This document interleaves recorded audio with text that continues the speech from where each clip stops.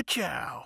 You're driving along and you step on the brakes. Now your sun visor is in your view, all because the little retaining clip is broken. There is a little tiny tab in the back of this, and we're just going to press on it with a flathead screwdriver, and while pressing, twist.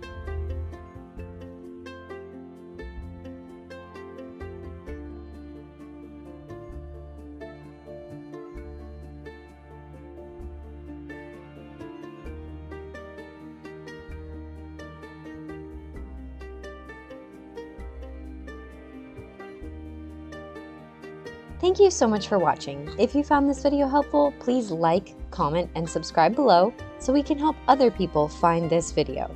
You can find other helpful tips and tricks on my Instagram, Facebook, TikTok, and LinkedIn at Girlie Garage.